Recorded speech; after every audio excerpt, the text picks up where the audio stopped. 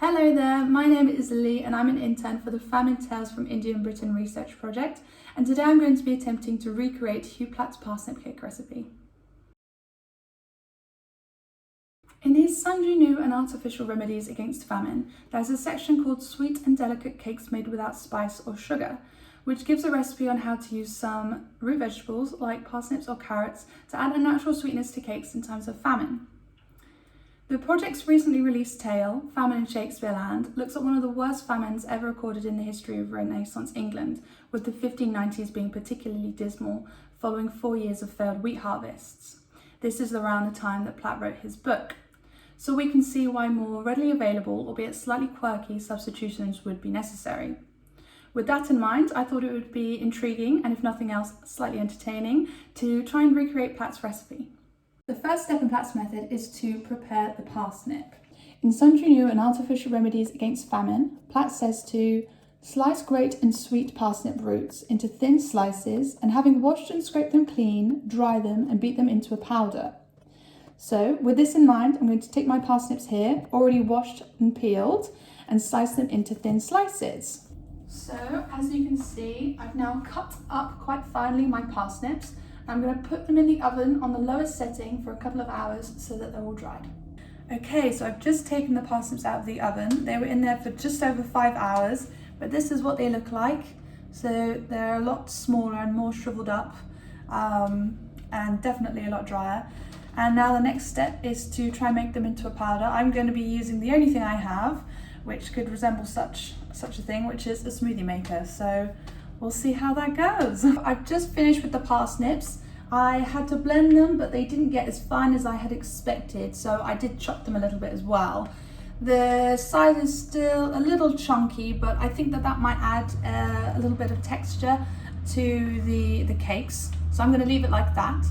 So now the next step is to add some flour, milk, butter and eggs to make them into little cakes. So I've just weighed out my parsnip mixture and it's 90 grams. So if I'm following Platt's recipe, I'll add 180 grams of flour. The only flour I have is gluten-free, self-raising. So we'll see how that goes. So let's just add it in now. And that is where the specific recipe kind of ends for Platt. He's left it up to the reader with whatever else they can find and source and put into their cakes. But he does say that the cakes may be made as delicate as you like with the addition of oil, butter, sugar and such like. So with that in mind, today I'm going to add I have some butter, some milk and also 2 eggs. And I'm just going to keep adding until I think that they resemble a cake-like consistency.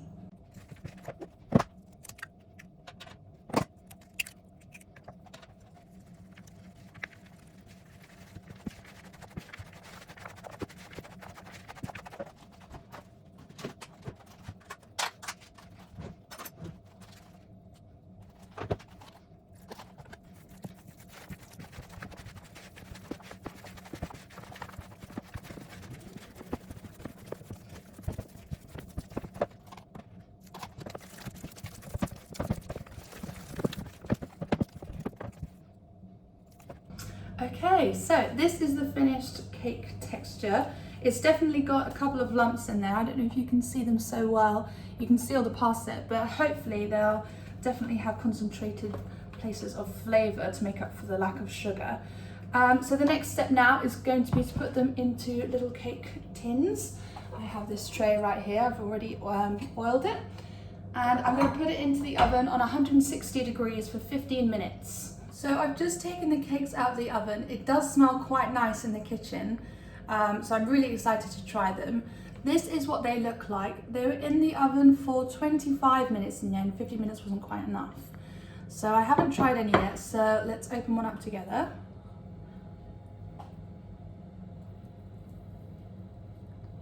Here we go, still hot. So let's try it.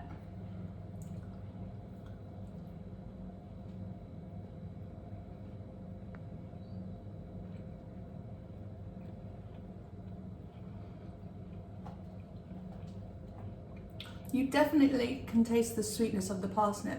It's a little bit dry, but that might be more of my lack of egg and milk and butter, but it's actually really nice. a success. Okay, well that's the end of the video. Thank you very, very much for watching. It's been a real joy to film, and it's going to be an even bigger joy eating these, I'm sure, later. Make sure you keep up to date with all of our social media posts. We try and post at least twice weekly. And yeah, thanks once again. Bye everyone.